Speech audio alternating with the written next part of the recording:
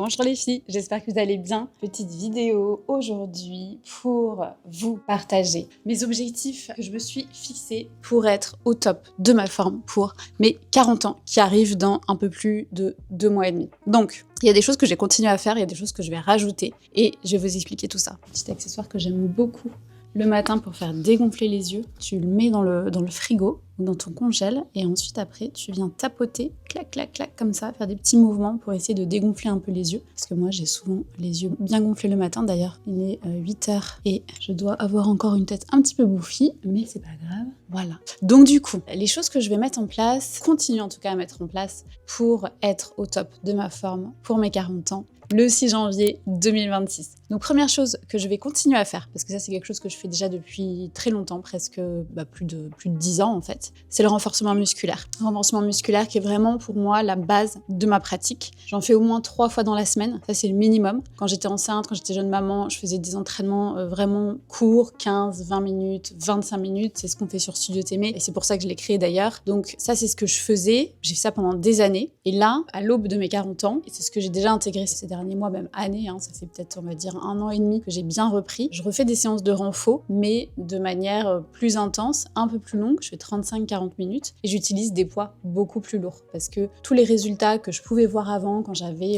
34 ans, 33 ans, 35 ans, je restais tonique avec des poids plus ou moins moyens et avec des entraînements que de 20 minutes. Là, en fait, je vois un petit peu moins de résultats. Donc du coup, j'ai augmenté mes charges, comme ce qui est recommandé, vous avez dû l'entendre énormément de fois. Quand on approche les 40 ans, et même en fait le plus tôt possible, le plus tôt que vous puissiez, parce que on n'est jamais trop tôt pour incorporer des poids dans son activité physique, il faut du coup augmenter ses charges. Donc là c'est ce que je fais et c'est ce que je vais continuer de faire avec un programme vraiment spécifique, bien construit, que je me suis construit il y a quelques semaines. D'ailleurs je vous mets le lien, vous pouvez vous le procurer si ça vous intéresse. C'est 3 séances par semaine, en plus de ce que je vais vous dire après, vous allez voir. Donc voilà, bien structuré avec un bas du corps, un haut du corps et un total body, 100% renfo, mais un petit peu de cardio aussi à la fin pour booster toujours son système cardiovasculaire. Donc ça c'est mon premier point, c'est vraiment mon plus gros focus sur lequel je veux continuer à être consistante et sur lequel je veux vraiment m'améliorer et notamment augmenter progressivement mes charges pour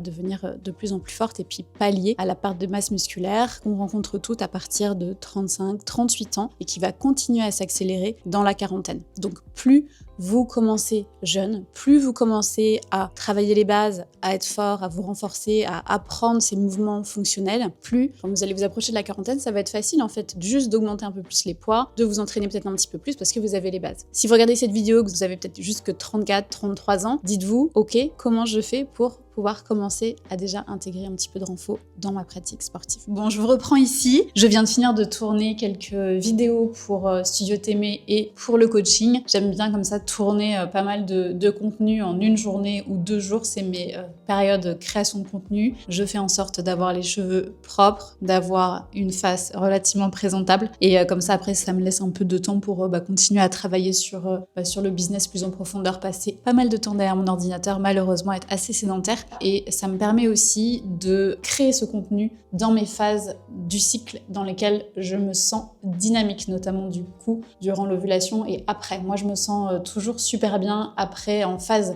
lutéale, jour on va dire 16, 17 jusqu'au jour 25 on va dire. Franchement je me sens super en forme, limite beaucoup plus en forme que les jours avant l'ovulation que je vis franchement pas top. Donc bref, j'aime bien caler toujours mon travail en fonction de ça. C'est ce que je fais depuis pas mal d'années et ça marche plutôt bien. Donc du coup, deuxième chose sur laquelle je me concentre pour être en forme pour mes 40 ans. Je le recontextualise, c'est des choses que je fais là pour être vraiment au top de ma forme pour mes 40 ans, mais c'est des choses que je vais continuer et que je vous conseille de faire ensuite dans votre quarantaine, dans votre cinquantaine et après. C'est vraiment les bases pour une vie en forme, en bonne santé, le plus longtemps possible. Donc, cette deuxième chose, c'est la mobilité. Parce que quand on fait du renforcement musculaire, on développe sa masse musculaire, mais ça peut créer des tensions. Et du coup, la mobilité, permet vraiment de garder un corps souple, des articulations mobiles qui vont vous permettre d'être plus en forme et vous sentir plus confortable en fait dans votre corps au quotidien, de réaliser des mouvements de la vie quotidienne et les mouvements de vos entraînements de la manière la plus efficace possible, la manière la plus feel good possible en fait, sans avoir mal ou ressentir des tensions. Ça évite également les blessures et avec les années en fait on perd en mobilité. Les articulations se rouillent on va dire un petit peu avec les années. D'ailleurs je pense que vous pouvez peut-être le constater sur certains mouvements. Moi-même je le constate alors que je suis active. Il y a certains mouvements où je galère un petit peu plus. Donc vraiment la mobilité c'est quelque chose de super important. Donc ça je le fais majoritairement le matin quand je me lève. Je me fais 5-10 minutes de petits mouvements juste de déverrouillage pour me sentir bien, commencer la journée en essayant de me prioriser, même si c'est 5 minutes, 10 minutes, même si c'est avec les enfants à côté. C'est pas grave, c'est pas du tout parfait, mais au moins c'est fait. Et après un truc aussi que j'essaie de faire, c'est dans mes journées de travail, quand je suis à la maison, quand j'ai la possibilité de le faire, c'est de me lever toutes les heures et de bouger et de me faire un petit downward dog, 2-3 petits mouvements histoire de délier les tensions. Surtout aussi, moi, c'est en haut du dos où j'ai beaucoup de tension de par ma journée en fait derrière l'ordinateur, on est un petit peu voûté, tout ça, donc j'ai pas mal de tension à ce niveau-là, donc je fais toujours des mouvements pour délier ça. Voilà, donc ça c'est important vraiment de l'incorporer de manière régulière, que ça fasse vraiment partie de votre routine. Pas besoin de faire des séances de 30 minutes de mobilité, mais le principal c'est de le faire de manière régulière et vraiment vous concentrer sur les mouvements qui vous procurent le plus de bien-être et où vous sentez où ça voilà, il y a un petit peu plus de tension, vous êtes un petit peu moins mobile, travaillez vraiment sur cette zone-là en priorité. Bon, mon micro ne veut pas marcher, j'espère que vous m'entendrez quand même bien. Troisième petit objectif pour aborder cette quarantaine la plus en forme possible, c'est de rester active comme je le fais là. Donc en fait, en gros, je me force vraiment à aller marcher. Donc c'est soit le matin, avant de commencer le travail, je vais faire ma petite marche. Souvent, ce que je fais, c'est que j'écoute des podcasts ou je suis une formation en même temps que je marche. On a toujours beaucoup de soleil ici. J'essaie d'atteindre au moins les 10 000 pas par jour comme il est recommandé, mais franchement c'est vraiment pas une fixette. Et en fait, juste ce que j'essaie de me dire, c'est que j'essaie juste de faire de mon mieux. Et dès que j'ai l'opportunité de marcher, je le fais. En fait, c'est ça, on perd souvent cette habitude, on prend toujours la solution de facilité en se disant ça va, je prends vite fait la voiture, c'est plus rapide, ou ici je prends pas le bus mais je m'arrête à l'arrêt, mon arrêt de bus pour marcher le moins possible. Essayer vraiment de changer ça et intégrer vraiment plus de mouvements, prendre les escaliers, prendre les escalators au lieu de l'ascenseur. Voilà, toujours pour ajouter des petits pas. C'est vraiment moi ce que j'essaie d'incorporer. Et c'est vrai que je le sens sur ma forme au quotidien. Je le ressens surtout sur ma forme, mon bien-être mental. Parce que le fait de marcher, ça me fait penser à autre chose, tu prends l'air, tu déconnectes vraiment, je trouve, et ça fait un bien fou. Donc pour tout ce qui est partie gestion du stress, qui est un des points également et sur lequel je travaille. Et franchement, c'est un workout de se filmer comme ça et de tenir le micro, enfin la caméra en même temps. J'ai un workout gratuit du bras, des épaules. Donc ouais, gestion du stress, ça c'est aussi un axe important sur lequel je travaille et qui est mon point faible, on va dire. Je pense que c'est le plus gros point faible et la chose sur laquelle je dois travailler le plus, la gestion de mon stress, parce que c'est vrai que je suis quelqu'un en fait c'est mon travail qui me stresse beaucoup. Je suis une grosse travailleuse et en fait je pense que je me satisfais jamais du travail que je fais et du coup je suis toujours dans le plus et je donne souvent beaucoup. Et après, bam, j'ai un coup de down. Donc j'ai beaucoup de stress et puis après, je suis pas bien. Je suis épuisée en fait. Mon esprit est épuisé, mon corps est épuisé. Je dors pas bien. Là, au mois de septembre, quand j'ai repris après mon petit break, je dormais vraiment pas bien du tout parce que en fait, mon esprit était vraiment trop surchargé de plein de choses par rapport au travail. Et en fait, ce stress, je me l'impose toute seule. Hein. C'est pas du tout.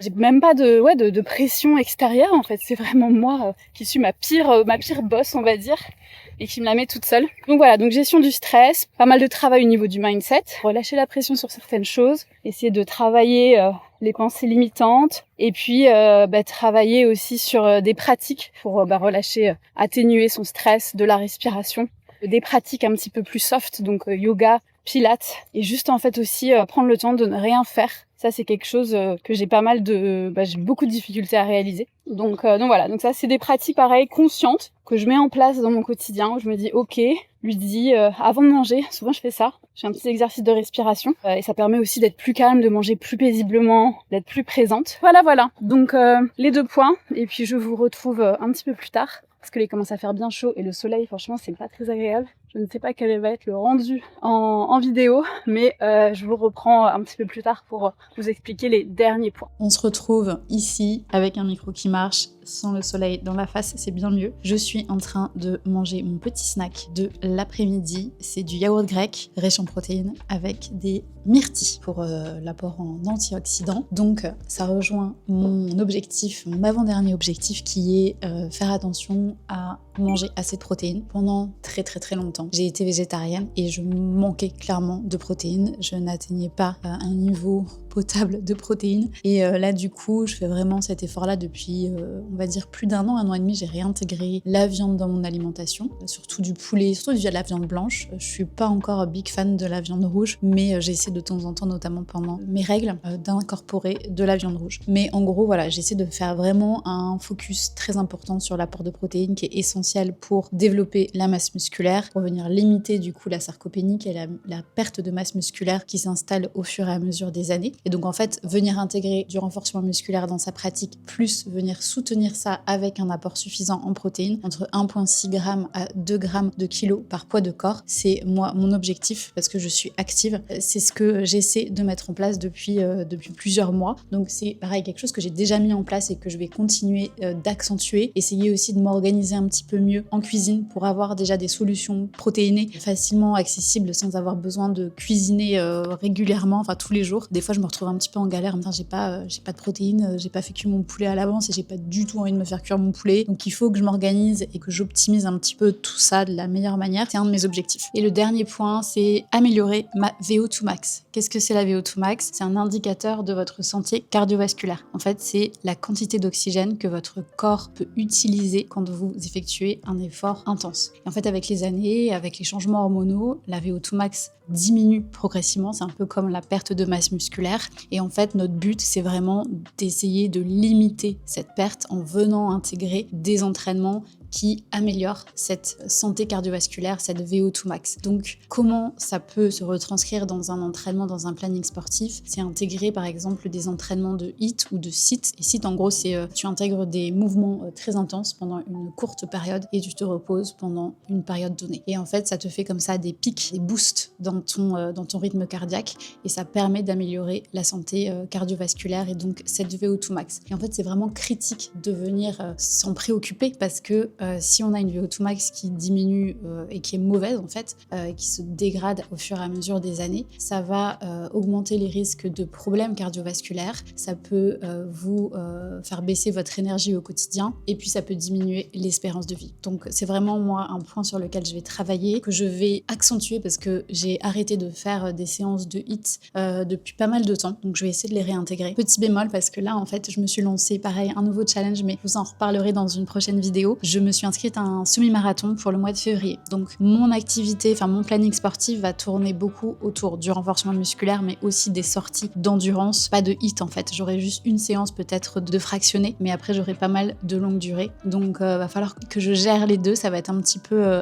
challengeant jusqu'au mois de février parce que j'ai mon semi qui est au début février. Et puis après je reprendrai avec une pratique qui tournera surtout autour donc du renfo et du HIIT ou du SIT. Voilà les filles, j'ai fait un petit tour du coup de mes objectifs principaux pour aborder la quarantaine la plus en forme possible, des habitudes que je vais renforcer pour certaines qui sont déjà bien en place depuis quelques temps et d'autres que je vais essayer vraiment d'incorporer plus régulièrement dans ma vie quotidienne. C'est un challenge, je sais que c'est un challenge pour beaucoup parce qu'on a une vie à 100 à l'heure, on n'a pas forcément le temps et c'est vrai que ça rajoute encore pas mal de charge mentale de penser à tout ça, mais il faut se dire en fait qu'on fait tout ça, c'est pour notre longévité, c'est pour vieillir le mieux possible, pour être le plus en forme possible pour nous et pour nos proches et puis vivre ces années, ce nouveau chapitre de vie parce que pour moi je le considère vraiment comme un nouveau chapitre qui a aussi ses challenges avec la périménopause et tous les symptômes qui vont avec, qui peuvent vraiment faire peur. Et donc c'est vraiment important de s'en occuper, enfin de prendre les choses en main le plus tôt possible. N'attendez pas d'avoir 39 ans pour mettre tout ça en place. Si vous regardez la vidéo et que vous êtes un peu plus jeune, commencez maintenant. C'est vraiment pas du temps perdu, au contraire c'est du temps gagné. Voilà, si mon parcours peut vous inspirer, peut vous donner des idées et peut vous motiver surtout à mettre en place toutes ces bonnes habitudes, la vidéo sera réussie. N'hésitez pas à vous abonner à la chaîne, à liker cette vidéo pour me soutenir dans cette chaîne qui est toute nouvelle. Et puis n'hésitez pas à me suivre du coup sur les réseaux sociaux, je vous mets tous les liens dans la barre d'infos et je vous dis à bientôt dans une prochaine vidéo. Salut!